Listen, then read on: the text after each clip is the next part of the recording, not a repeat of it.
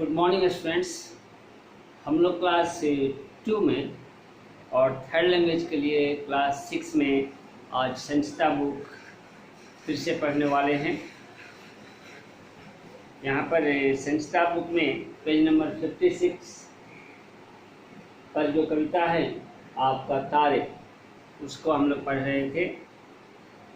जैसा कि हम लोग चर्चा किए थे तारे कविता के बारे में कि तारे कविता हरिवंश राय बच्चन के द्वारा लिखी गई है और हरिवंश राय बच्चन के बारे में बताया गया था क्या कि अभी हिंदी मूवी के बहुत ही प्रसिद्ध प्रमुख जो है कलाकार रहे हैं अमिताभ बच्चन, उनके पिता थे हरिवंश राय बच्चन। तो तारे कविता जैसा कि बताया गया कि प्रकृति के प्रति हमारे प्रेम की भावना को दर्शाने के लिए यह कविता लिखी गई है। हमारे यानी बच्चों, हम सभी के प्रेम भावना है ना, प्रकृति के प्रति प्रेम, प्रकृति के प्रति अटैच होने, प्रकृति के कितना हम जो है करीब रहते हैं, कितना हम इसके सानिध्य में रहते हैं, कितना आसपास में रहते हैं, कितना हम इससे काहे जुड़े हुए हैं, इसको लेकर के यह कविता है। फिर यह जो है हमारे अंदर यानी बच्चों के अंदर जो है जिज्ञासा को लाती है। जिज्ञासा यानी जानने की इच्छा। हम उस चीज़ के बारे में जानने की इच्छा रखते हैं जो चीज़ हमसे काफ़ी दूर है। निश्चित रूप से आप जानते हैं सभी बच्चों कि तारे जो है हमसे लाखों करोड़ों किलोमीटर दूरी पर है। निश्चित रूप से हम तारों के बारे में जानना चाहते हैं। निश्चित रूप से हम जो है तारों पर पहुंचना चाहते हैं। निश्चित रूप से हम चांद पर जाना चाहते हैं, है या नहीं? सभी चाहते हैं। तो तारे कविता हमारे अंदर क्या करती है? तो हमारे अंदर जिज्ञासा को उत्पन्न करती है। हम क्या करते हैं? हम जानने की इच्छा रखते हैं तारों के बारे में। तो हमारी जिज्ञासा को बरकरार रखने के लिए यह कविता जो है लिखी गई है। नेक्स्ट है, हमसे जब बातें होती है चांद और तारों के बारे में तो हमें खुशी होती है, आनंद की अनुभूति होती है। तो आनंद प्राप्त के लिए भी कहीं न कहीं यह कविता लिखी गई है। कहीं न कहीं इस कविता का उद्देश्य क्या है? आनंद को प्राप्त करना। तो आइए मुख्य बिंदु पर आते हैं हम। जैसा कि कल चर्चा हम लोग किए थे क्या कि एक बच्चा जो है, एक बच्ची अपनी माँ से पूछती है, क्या पूछती है कि माँ जब सूरज ढल जाता है, अंधियारा छा जाता है, आसमान में जगमग जगमग दिए कौन जलाता है? Question mark. माँ से यह बेटी का क्वेश्चन है। क्या क्वेश्चन है? कि आकाश में जब अंधेरा छा जाता है, जब भी हमारे घर में अंधकार छाता है, जब भी लाइट भागती है, तो क्या आप देखते हैं?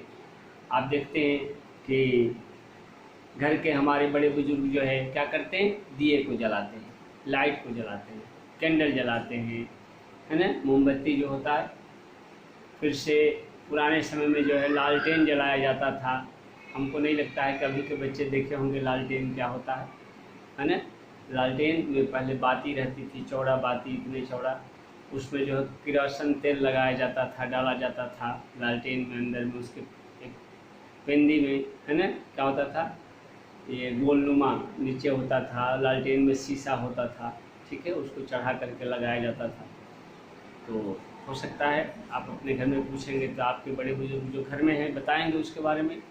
तो कहने का मतलब कि घर के अंधेरे को मिटाने के लिए हम कुछ न कुछ वैसी वस्तुएं उपयोग में लाते हैं जिससे कि प्रकाश हो, जिससे कि लाइट हो। अभी के समय में क्या है? अभी के समय में जो है बहुत सारी चार्जेबल लाइट आती है ना, जो लाइट चार्ज की गई है, चाहे वो लालटेन के जैसे हो। लालटेन में अभी देखते हैं मार्केट में मिलता है, उसमें बल्ब लगाया जाता है,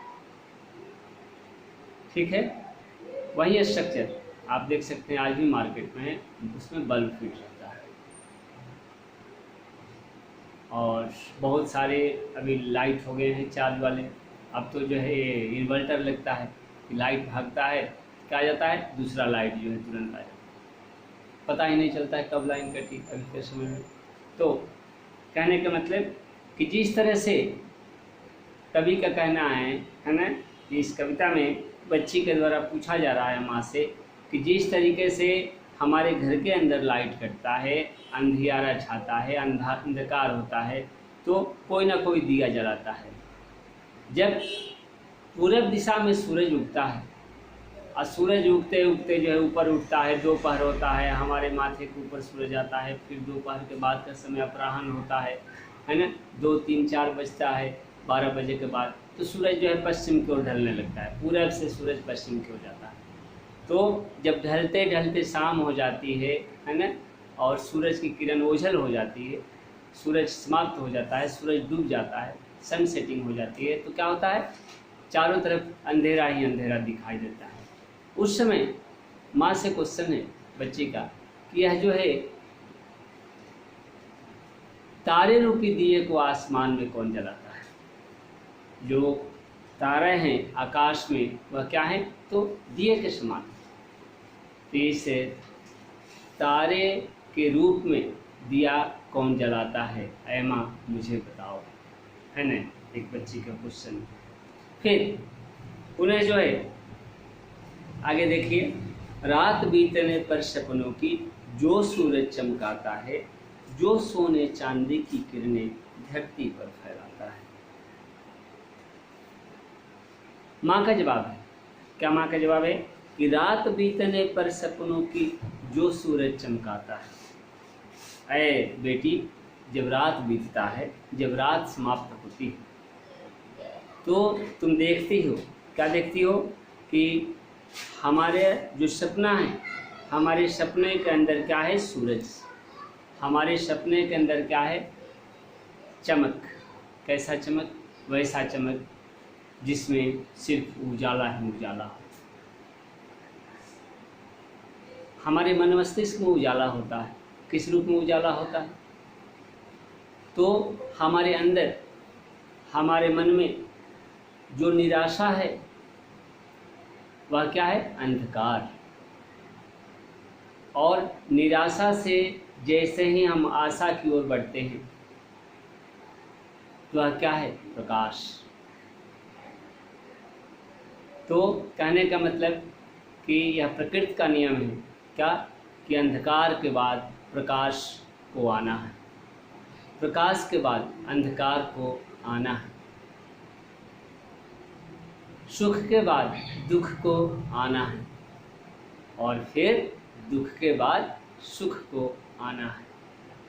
यह प्रकृति का नियम है, एक आता है तो दूसरा जाता है।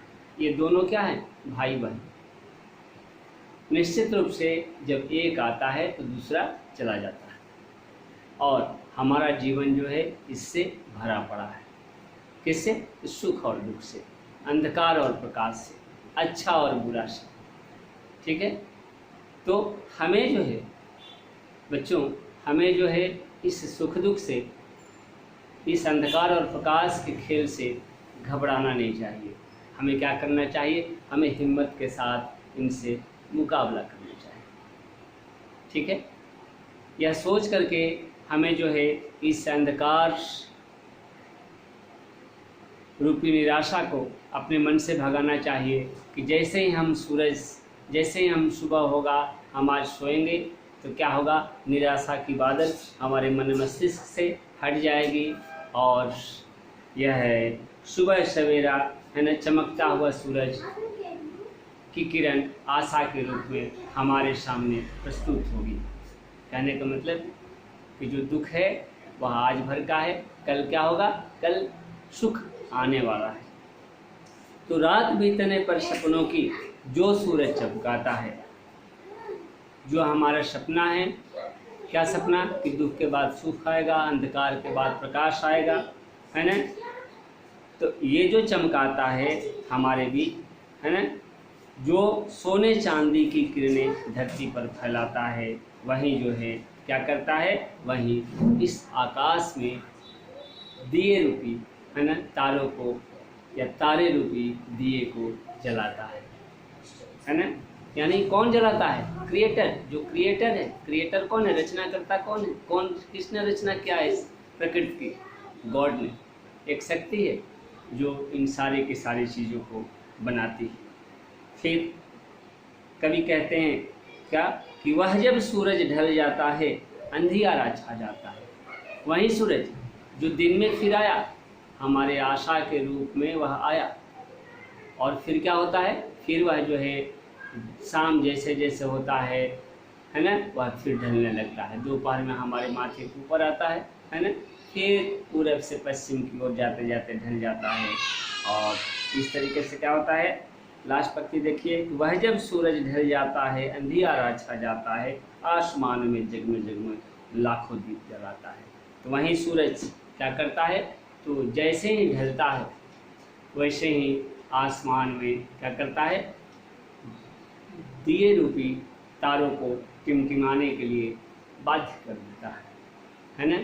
वह जो है दिए को टिमटिमाने के लिए छोड़ता है क्या, ताकि हम जो है चांदनी रात में सब कुछ देख सकें, अपना कुछ कार्य कर सकें, है ना, रात में डरे नहीं। ठीक है, तो ये क्या हुआ, तारे रूपी कविता, जिसमें हम लोग पढ़े क्या कि सूरज के ढलने के बाद अंधकार होता है, और जब अंधकार होता है तो तारे जो है आकाश में दिए के रूप में टिमटिमाने लगते हैं, है ना। और फिर जैसे ही सुबह सवेरा होता है ये तारे विलुप्त हो जाते हैं, ये तारे छुप जाते हैं, है ना। किसके बीच छुप जाते हैं, किसके पीछे छुप जाते हैं, तो प्रकाश के अंदर, सूर्य के प्रकाश के बीच में ये क्या होते हैं, छुप जाते हैं। सूर्य के प्रकाश में यह अदृश्य हो जाते हैं। सूर्य के प्रकाश में इतना तेज होता है, इतनी शक्ति होती है, इतनी गर्मी होती है कि ये जो है उसके अंदर में छुप जाते हैं। तो ये हुआ हरिवंश राय बच्चन के द्वारा लिखी गई कविता तारे।